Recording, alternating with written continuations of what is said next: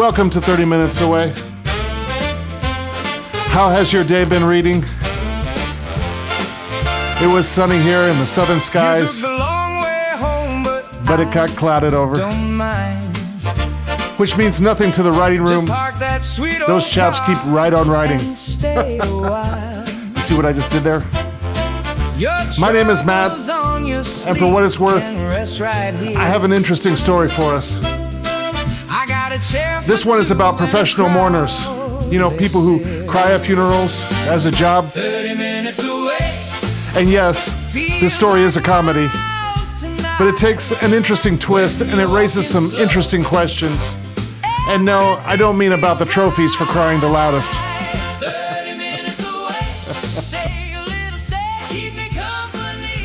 The story is called The Grief Circuit.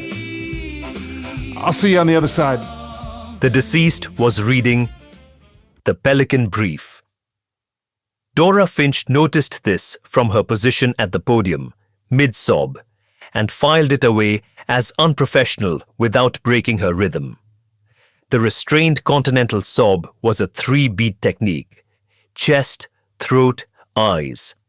And she had been demonstrating it for 11 minutes to a room of 17 newly certified mourners who were watching her with the focused reverence usually reserved for surgical theaters. The ballroom was perfect. Dora had arranged it herself, white lilies in sprays of 9, an organ loop set to 38 BPM, lighting at 60%. The widow, actually a retired court reporter from Cleveland named Pam, sat in the front pew in appropriate black, a tissue pressed to her dry eyes, eating a granola bar from her purse with the other hand. The pallbearers stood at intervals, motionless as instructed.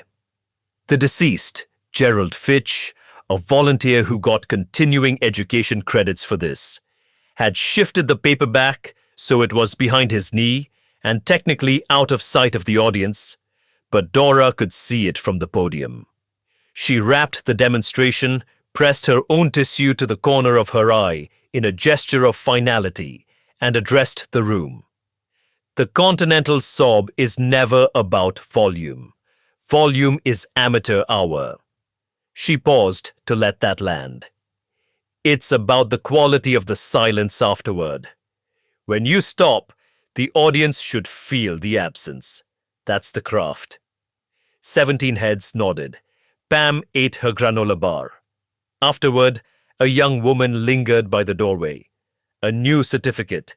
Dora could tell by the way she held her name badge like it might blow away. Ms. Finch, I just wanted to say, that was extraordinary. The technique. I was wondering, how did you get into this? Like, why professional mourning specifically? Dora had been asked this question approximately 400 times. She had a good answer. Everyone deserves to be witnessed, she said. When someone dies, the people closest to them are often too overwhelmed to grieve out loud. We hold the grief for the room. The young woman nodded, clearly moved. Then she said, "But don't you ever want to feel it for real?" "That's not the job," Dora said, and moved on to collect her demonstration materials.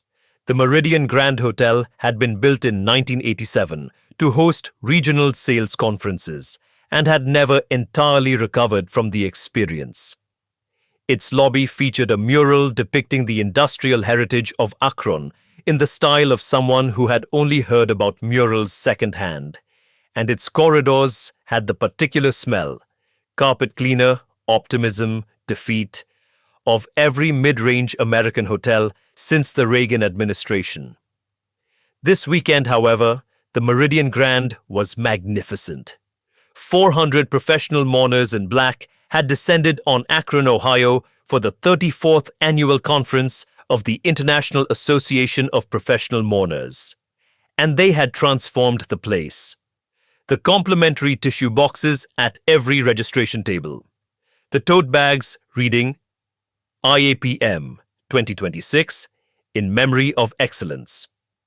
The vendor hall, where Dora spent 20 minutes each morning, the way other people spent 20 minutes in a farmer's market, browsing, evaluating, occasionally sampling. Handkerchief & Co. had a new line in Irish linen with a reinforced weep zone. Dora picked up 3. Eternal Formulations was debuting a mascara called Hold Fast. Waterproof, smudge-proof, sworn to withstand Category 4 emotional events. The woman at the booth handed Dora a sample with the reverence of a sommelier presenting a Burgundy. At the far end, a small independent vendor was selling a laminated IAPM rulebook, annotated edition, with highlighted passages and margin notes in a very fine hand. Dora already owned 2 copies of the rulebook, unannotated, but she bought one anyway. She liked a thorough margin. The panel schedule was posted in the lobby beside the elevator banks. The art of the dignified exit, closing movements and final postures. Advanced weeping postures. A kinesiological approach. Ethics in authentic grief. Performance, where feeling ends and fraud begins. Grief. Economics, pricing structures in a changing market. Dora was presenting at 2 of these. She had 4 trophies, she had a system. Bev Okafor found her in the vendor hall, holding the annotated rule book and a tote bag of linen handkerchiefs. "The judges this year," Bev said, by way of greeting. "I've been talking to people. They're looking for something authentic." "They're always looking for something authentic," Dora said. "Then they give the trophy to whoever cries the most evenly." Hendrix has a new technique. He's calling it the harmonic overlay. Apparently, he can produce 2 distinct emotional registers simultaneously in his face. That's a facial tic. It's getting written up in the IAPM quarterly. Dora placed the annotated rulebook back on the table and picked up the unannotated one instead. "I have 4 consecutive weepies. The only person who ever ran a longer streak is Estelle Drum, and she retired 11 years ago with a lifetime achievement plaque and a very pointed speech about the degradation of standards. I have a system. I'll be fine." She said this the way people say things they believe entirely and have therefore never thought to examine. The championship reenactment funeral was held Saturday afternoon in the Grand Ballroom, which the hotel staff had dressed to Dora's specifications. 8 pews, 40 audience seats behind, flowers from the brief of the actual deceased. The Weepies' central competition used a real person's real funeral. Someone who had, in life, donated their memorial to the IAPM for a tax write-off and a small plaque. This year's deceased was one Raymond Kowalski, beloved regional sales manager, Tulsa, Oklahoma, described in his brief as a man who made his own fun and insisted others make theirs too. The brief also noted in the section titled Special Requests from Deceased that Mr. Kowalski had asked that Something Stupid, the Frank and Nancy Sinatra version, be played during the closing remarks. Dora read this in the green room 20 minutes before the competition and thought nothing of it. Music cues were standard. You performed through them. That was the job. The civilian judges sat in the audience section. 3 IAPM board members and, per the conference's annual tradition of community accessibility, 2 raffle winners from the general public. This year's civilian raffle winner had, apparently, won something described as an exclusive hospitality weekend without being told what hospitality it would involve. He was sitting in the second row when Dora took her position, a compact, friendly-looking man with the slightly bewildered expression of someone who had arrived expecting a spa and found something considerably more specific. The reenactment began. The organ loop, the pallbearers, the flowers. Dora took her mark at the mourner's station, positioned at the midpoint of the first pew, facing 45 degrees to the casket as prescribed. She went in at beat 1. The preparatory stillness, a technique she had refined over a decade to the point where even the quality of her breathing was an instrument. She was magnificent. She knew it. The continental sob, then the controlled shudder, then the precise lateral head drop. Grief made geometric. The judges were writing. She could tell from the stillness of the room that she had them. Then the recorded eulogy began to play. A man's warm voice from an overhead speaker describing Raymond Kowalski's fondness for karaoke and his approach to sales meetings, which apparently involved snacks and show tunes. There was gentle laughter from the audience, the kind Raymond had presumably wanted. And then the voice said, "He also asked me to play his favorite song, so here it is, Ray, one last time." And the strings came in. I know I stand in line until you think you have the time. Dora had been 3 years old when her mother played this song on a Sunday morning in their kitchen in Pittsburgh, and she had never stopped knowing it. She heard it in 2 places, in her ears, where it was a song, and somewhere else, lower, where it was a Sunday morning and there was sunlight on the linoleum and everything was fine. She held the sob. She was a professional.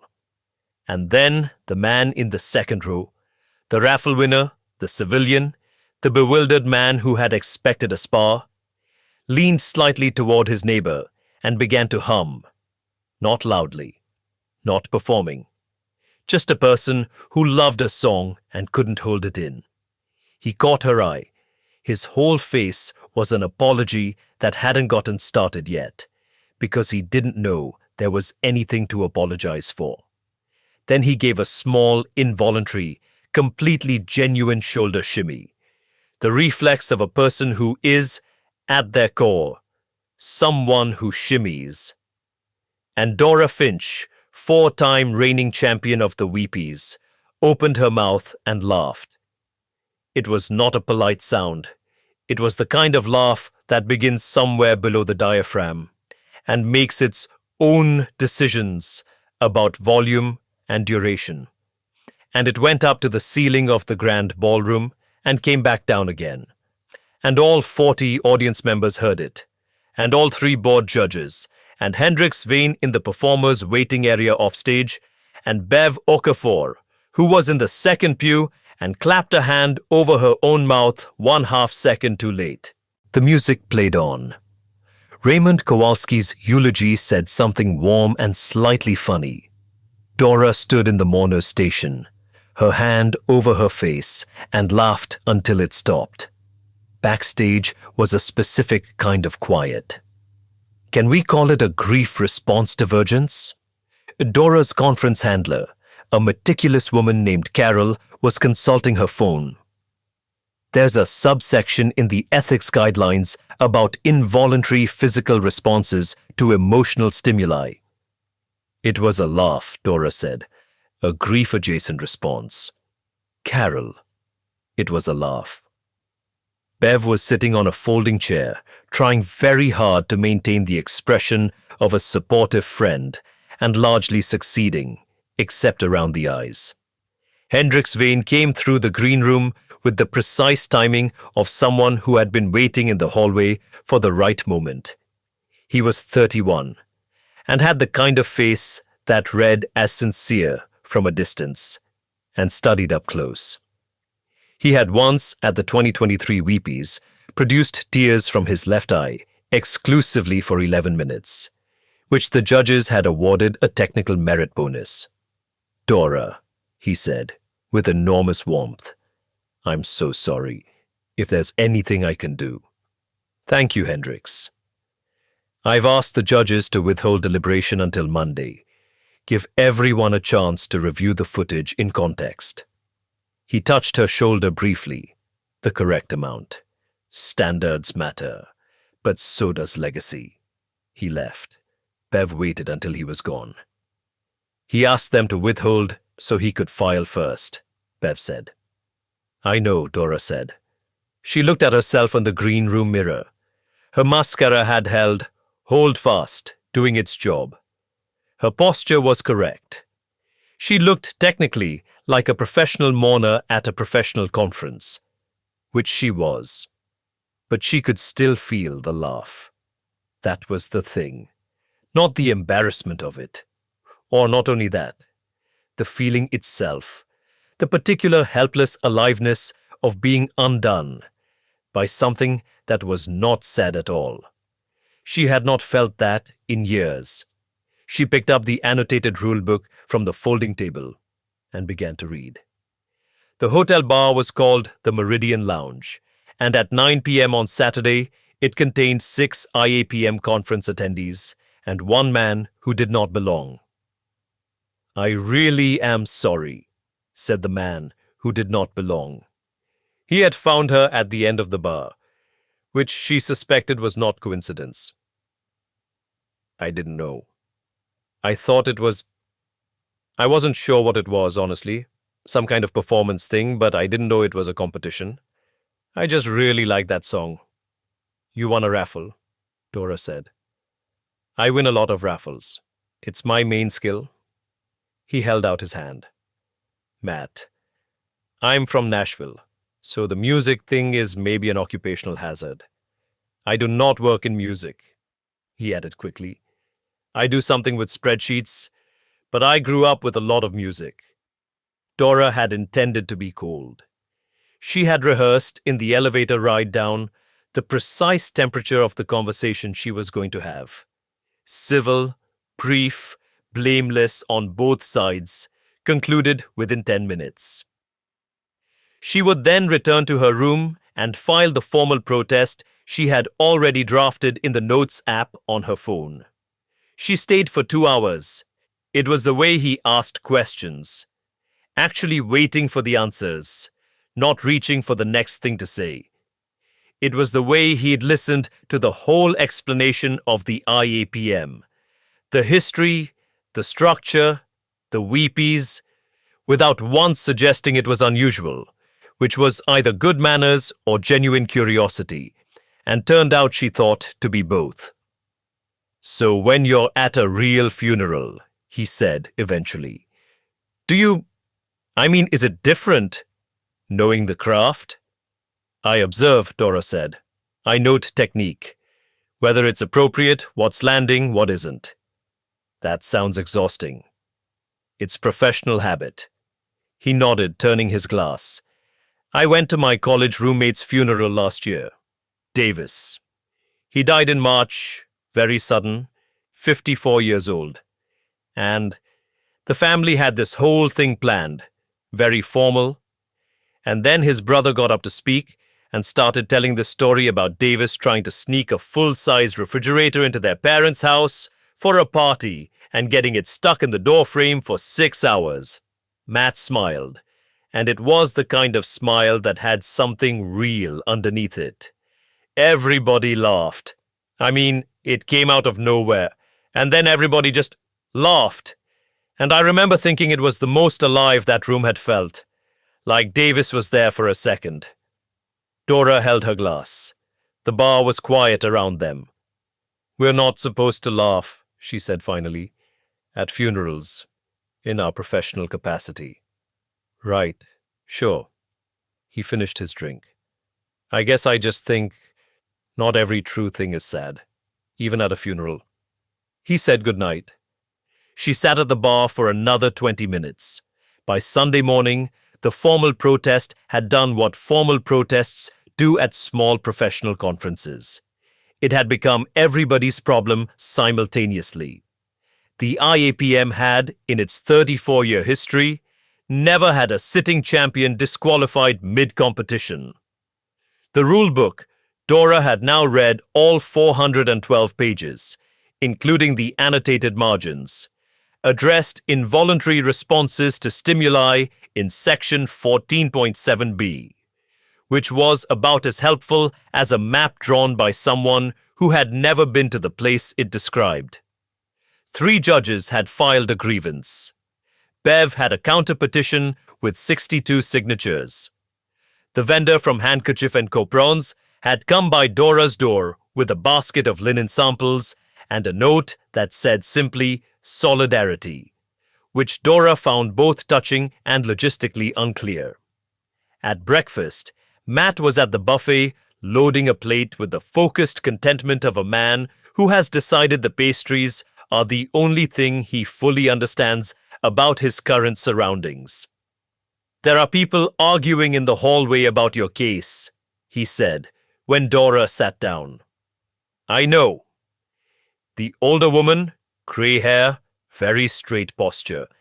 She said that authentic feeling is a liability in your profession. "That's Estelle Drum. She held the consecutive championship record before me." "And the younger guy, the one who cries in different languages. Hendrix Vane. He released a statement. I saw someone printing it at the business center." Matt looked at his plate. "I am having an extremely weird weekend." At the panel on advanced weeping postures, Dora presented for 40 minutes on the biomechanics of the controlled shoulder collapse and fielded 6 questions, 3 of which were ostensibly about technique and actually about the incident. She answered all of them with the serenity of someone who has filed paperwork and therefore has nothing to defend until the paperwork resolves itself. At the vendor hall, a young mourner ran up to Dora with a phone. "I just want you to know, we're starting a counter-faction. The laugh was the most honest thing to happen at this conference in years. We're calling ourselves the Sincerists." Dora looked at the petition on the phone.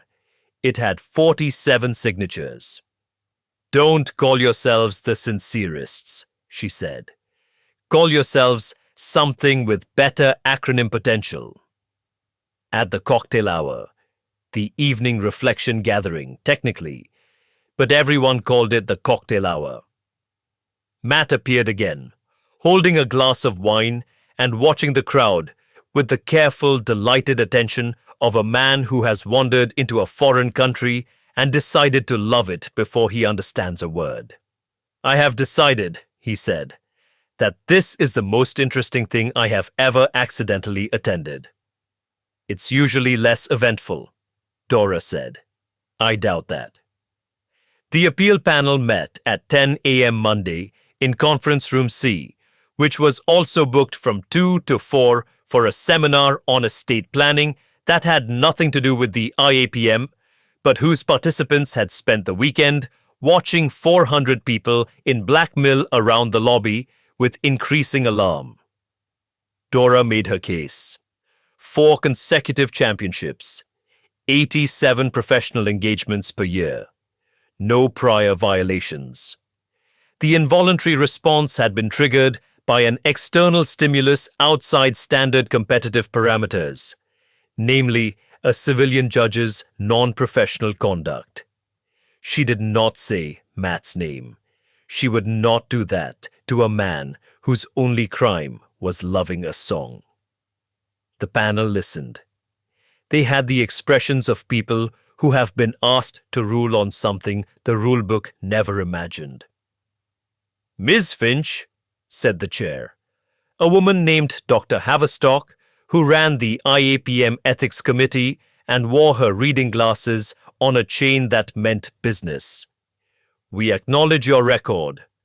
What we need to understand is your relationship to the incident." She looked at her notes. "Do you regret laughing?" The room waited. Dora opened her mouth. She thought about the laugh, not the professional catastrophe of it, but the fact of it. The strings coming in. Sunday morning in Pittsburgh.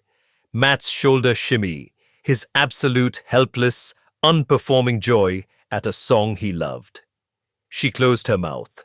The silence went long enough that Dr. Haverstock said gently, "Take your time." She couldn't answer, not because she didn't know, because she did. "Thank you," Dr. Haverstock said. "We'll deliberate and inform you of the decision." Hendrix Vane received the interim trophy at a brief ceremony that afternoon. He cried in one language, and it was technically perfect.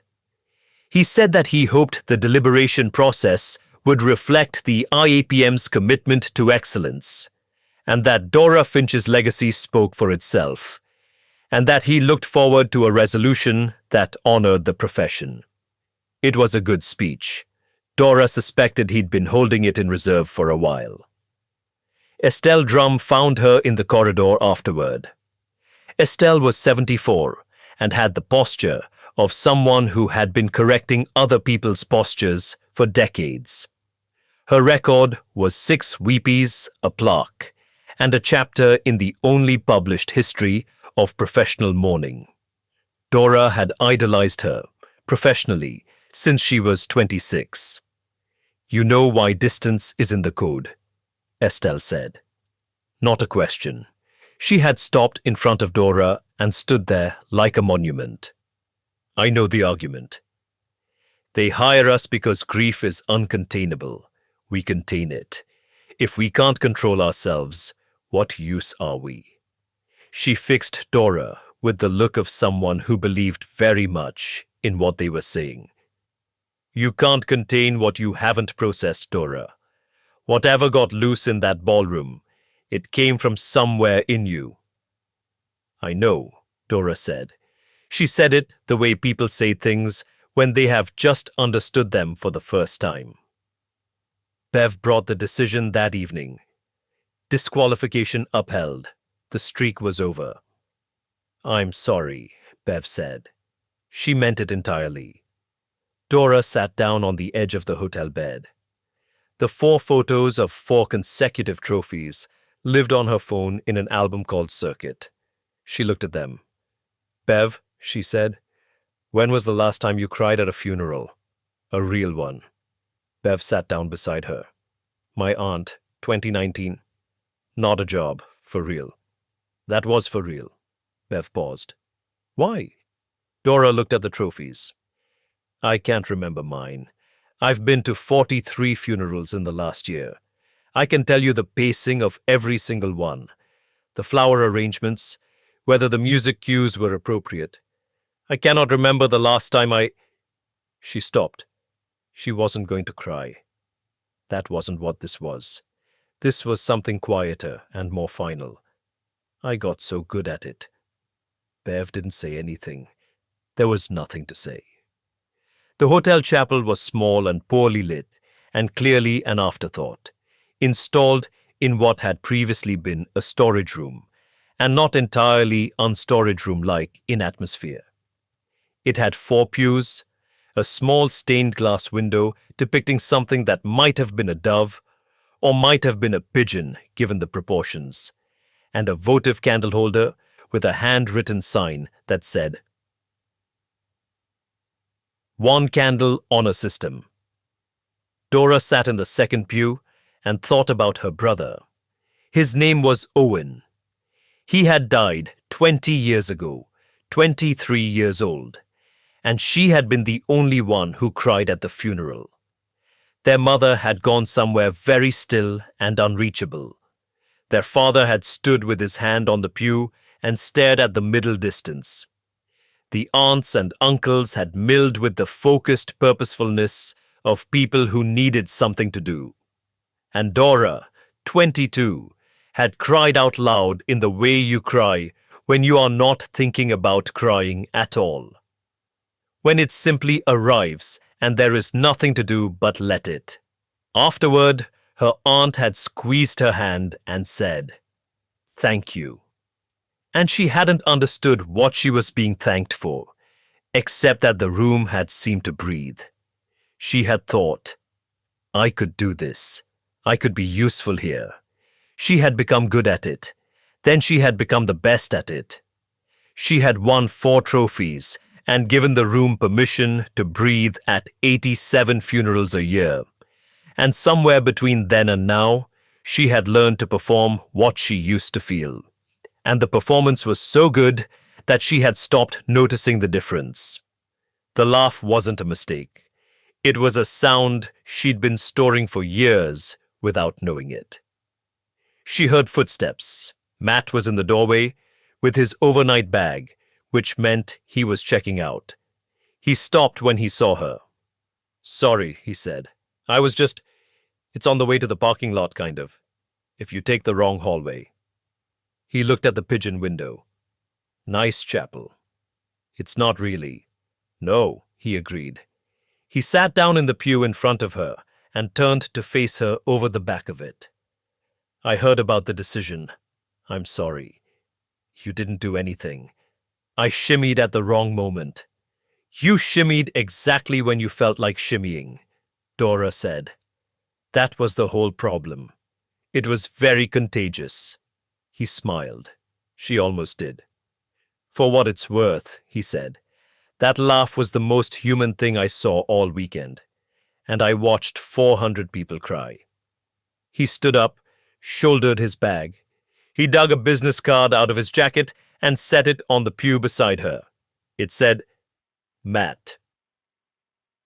And then a company name and a Gmail address that was, in fact, very generic. "If you're ever in Nashville, or if you just want to talk to someone who isn't in all this." He left. She listened to his footsteps go. She sat with the card for a while. Then she got up, went to the front desk, and asked where Estelle Drum's room was. Estelle answered the door in a bathrobe, which was somehow the most startling thing that had happened to Dora all weekend. "I'm not here to argue," Dora said. "I just want to ask you something." Estelle looked at her for a moment. Then she stepped back and let her in. They sat by the window, the Akron skyline doing its modest best. "After 40 years, Dora said, do you still feel it? Not perform it, feel it." Estelle was quiet for a long time. She was the kind of person who didn't answer questions she hadn't thought through. "Sometimes," she said finally. "Not always, less than I used to." She looked at her hands. "I was at a funeral in April, a child's funeral, and the music they chose was this." She stopped. It wasn't right for the occasion. The parents had chosen it, but it was wrong. And I felt the wrongness of it the way you feel cold air. Not as a professional, as a person. Dora nodded. "The code says distance because distance protects the client," Estelle said. "But you're right that it's a trap. The distance starts to protect you too, and then it protects you from everything." She looked at Dora directly, which was somehow easier than the monument version. "I don't know what the answer is. I'm 74, and I've been in this job for 40 years, and I still don't know." "That's actually very comforting," Dora said. Estelle almost smiled. "The young ones think I have everything sorted. So do I, apparently." "No," Estelle said. "I watched you for years. You were always performing for the trophy. It's good, what you do, but it's a performance." "I know." The laugh was better. There was a long pause. "Don't tell Hendrix I said that," Estelle said. The closing ceremony was in the grand ballroom, which had been reset back to a standard banquet configuration. Round tables, centerpieces, a modest stage with a podium and a plaque.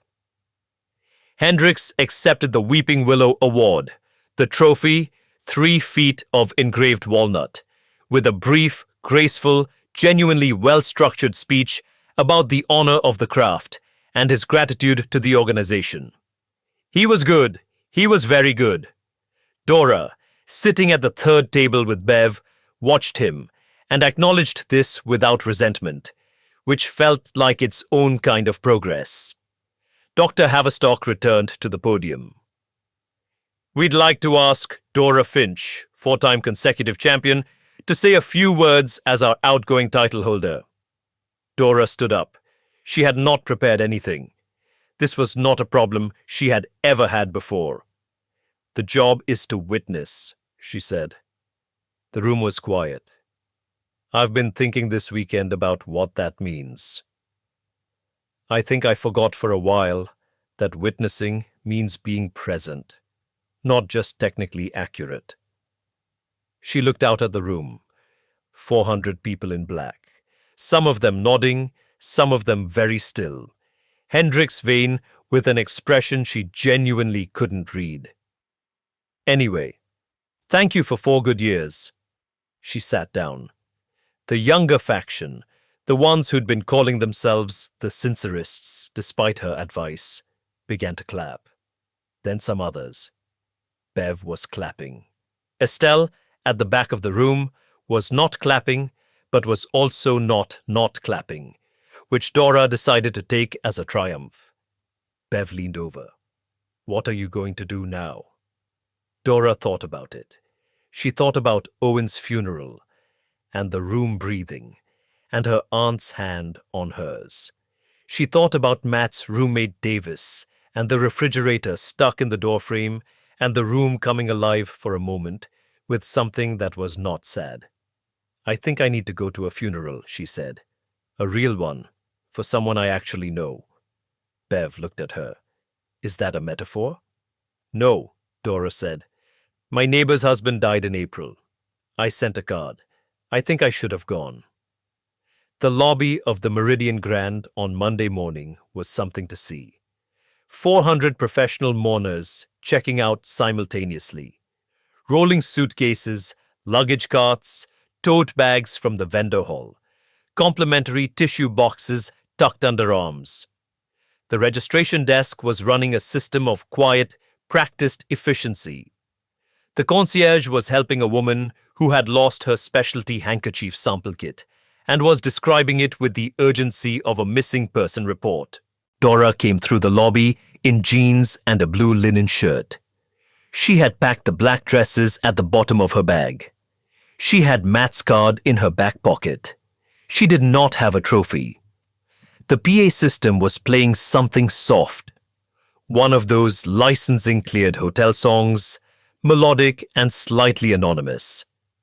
But she knew the chord progression. She'd known it since she was 3 years old. She hummed 3 bars under her breath, through the lobby and out the revolving door, into the early June morning. It was not grief. It was just music. I want to start with the comedy of this whole story. How crazy this world is. The IAPM quarterly. The vendor hall, the hotel, the trophies. The sheer comedy of having professional mourners have a get-together and have a contest and have somebody give their life to their funeral to this group. It's just crazy, I think. It's funny because it's so sincere. When I think about it, I think about all the different convocations I've been to, all the different fairs and festivals, and we can get in our own lane so easy. This is a story about being in a lane and moving out of that lane, if it's anything. But it's so much more. I want to talk about the emotions. Think about this. Raymond is actually dead. This isn't a pretend funeral. This is a real funeral. But the competition about this is totally absurd. I mean, the competition is Dora pretending to cry and the judges pretending to feel some synthetic cry and judge that some way. The only real thing that's happening in this entire convocation, in this entire contest of Raymond's actual death, is Dora's laugh. She was supposed to have this synthetic cry, but she had a real laugh. I took that straight from my notes. A laugh is a surprise. A cry comes a little bit later. And I want to look into that thought. Grief gets managed. Grief happens after you've thought about it for a second, after you realize something. realize a loss, realize a hurt, realize something sad. Joy, it doesn't. Humor and laughter, it surprises you. It comes upon you suddenly, and I think it should. And in that way, I look at Matt, and he is weather. He's not really a person. And when I think about it, he's a force. The force that breaks her open. He doesn't really have a big person arc. The refrigerator in the door frame, okay, maybe. It's almost the place where he becomes a character. But then it fades away. He's this force that came in and changed Dora's trajectory. He's the force that Estelle never had. 40 years and she still doesn't know. He was the permission to leave. He was the ability for her to switch lanes. And so Dora switched lanes. The ending is kind of ambiguous because you don't know what she's going to do. Is she going to go to this person's funeral or not? Does she decide to continue as a professional mourner completely? Does she still have synthetic cries? If she goes to this funeral, will she cry for real? Or will it be a powerful fake cry? But it's about switching lanes. It's about leaving tribes. You hum 3 bars in a lobby and feel like you're becoming someone else. I suppose that's how I want to leave it today. You hum 3 bars in a lobby and you feel like maybe you're becoming someone else. Say it with me. You hum 3 bars in a lobby and you feel like maybe you're becoming someone else. The sun's setting now here in the southern skies. Thank you for spending some time with me. And thank you for tearing apart the grief circuit.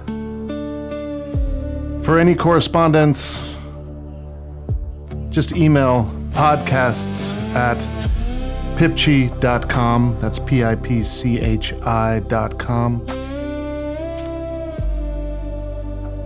Until next time, until next story.